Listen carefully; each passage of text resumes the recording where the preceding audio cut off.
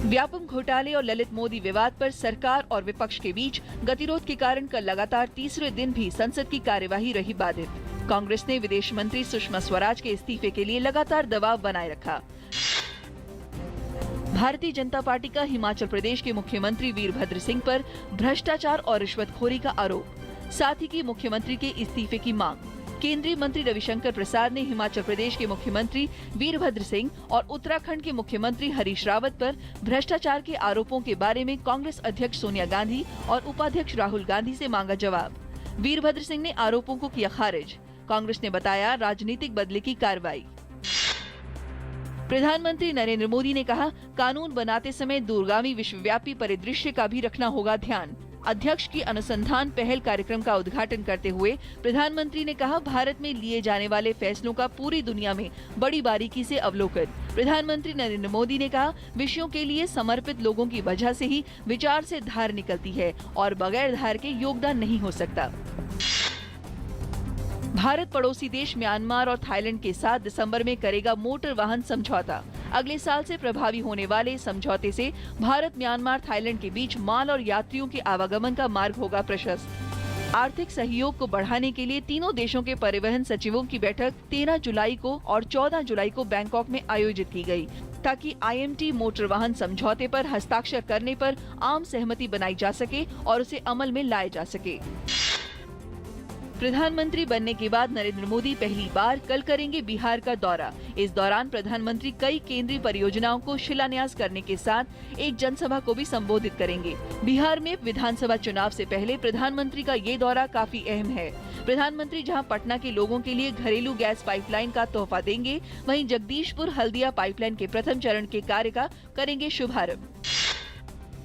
उत्तराखंड सरकार ने sting operation CD के मामले की जांच पुलिस महानिदेशक BS सिद्धू से कराने का दिया आदेश। इस सीडी में आबकारी सचिव मोहम्मद शाहिद को शराब नीति में संशोधन के लिए रिश्वत मांगते दिखाया गया।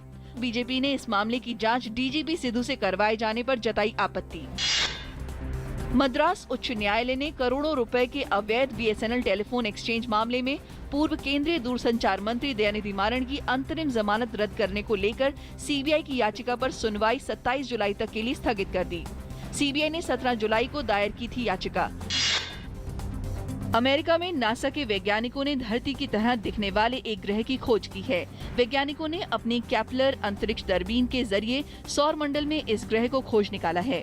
बताया जा रहा है कि ये ग्रह पृथ्वी से 60 गुना बड़ा है और जो हमसे 1400 प्रकाश वर्ष दूर साग्नस तारामंडल में मौजूद है।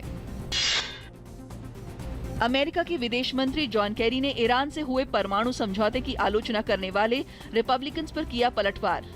उन्होंने कहा कि इस तरह की बात करना कोरी कल्पना ही हो सकती है। वहीं समिति के अध्यक्ष सीनेटर बॉब कॉर्कर ने अमेरिका और उसके सहयोगियों पर आरोप लगाया कि वे काफी हद तक ईरान के सामने झुक गए हैं।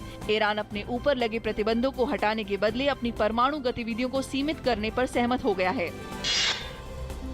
मानवाधिकार संस्थान एमनेस्टी इंटरनेशनल का कहना है कि ईरान में फांसी दिए जाने के मामलों में हुई अप्रत्याशित वृद्धि। संस्थान का कहना है कि 1 जनवरी से 15 जुलाई के बीच 694 लोगों की मौत की सजा पर हुआ अमल, लेकिन 2015 में जिन लोगों को सजा मिली उनमें से ज्यादातर मादक द्रव्य से जुड़े अपराध के आरोपी थे।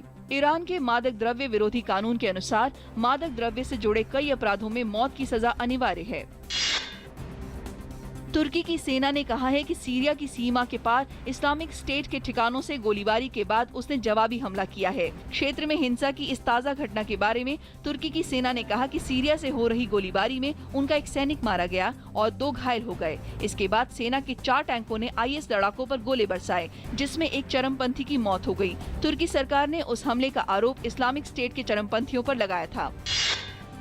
यूरोप पर्यावरण के संरक्षण के लिए बने कई कानूनों के लिए प्रसिद्ध है।